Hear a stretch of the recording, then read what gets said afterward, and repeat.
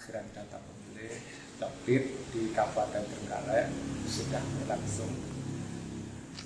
Berdasarkan hasil pengawasan, kita memberikan saran perbaikan dari BKD. Secara lisan itu ada 283 saran perbaikan, dan berdasarkan hasil konfirmasi pengecekan sudah ditindaklanjuti, dan saran perbaikan dari kecamatan secara lisan itu ada 83, secara tertulis saran perbaikan tertulis ada 29, total ada 112 saran perbaikan untuk di tingkat kecamatan.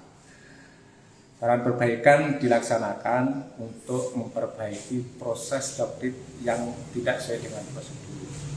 Di antaranya berdasarkan pengawasan melekat dan juga pengawasan uji fakta di lapangan masih ditemukan rumah penduduk yang belum ditandai stiker. Setelah kita konfirmasi, kita laksanakan pengawasan, ternyata masih dipegang oleh penduduk yang bersangkutan, atau bahkan memang terlupakan belum terdaftar. Jadi kita memberikan saran perbaikan untuk memperbaiki hal tersebut.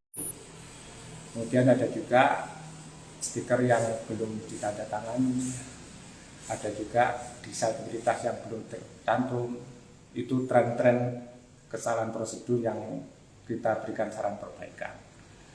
Kemudian terkait dengan harus ada Coklit ulang itu karena ada pantar yang tidak sesuai dengan SK dan BG-nya melaksanakan kegiatan. Kita harus berikan saran perbaikan karena yang berwenang berkompeten untuk melaksanakan Coklit itu adalah mereka yang mendapatkan SK.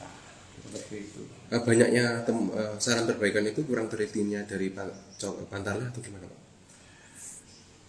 Banyaknya saran perbaikan karena di lapangan ditemukan mungkin pemahaman terkait dengan prosedur dalam melakukan Coklit itu yang belum dipahami dengan maksimal, atau mungkin juga karena saking banyaknya daftar pemilih yang harus dicoklit sehingga ada ketidaktelitian yang maksimal dari Pantarleh untuk melaksanakan Coklit.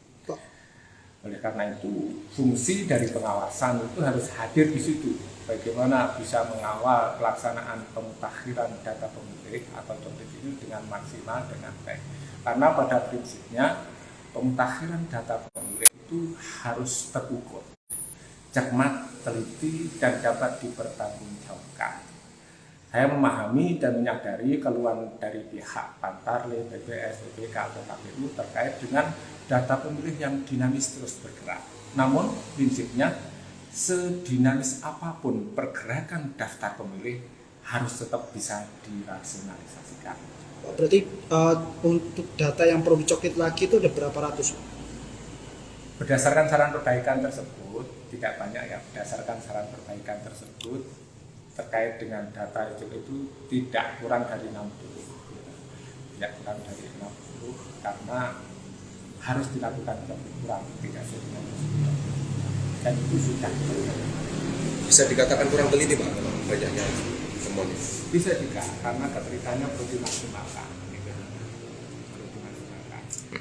Kan jelas faktor human error juga dimungkinkan. Karena mungkin pemahaman yang belum maksimal terkait dengan prosedur dan ketentuan di dalam Coklit seperti itu. Pak, untuk tidak sesuai SK tadi seperti apa, Pak Trim?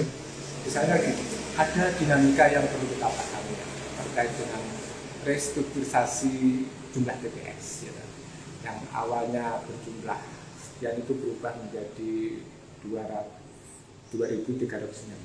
Nah, perubahan itu otomatis menjadikan dinamika di lapangan, perubahan jumlah Pantarleh, ya kan?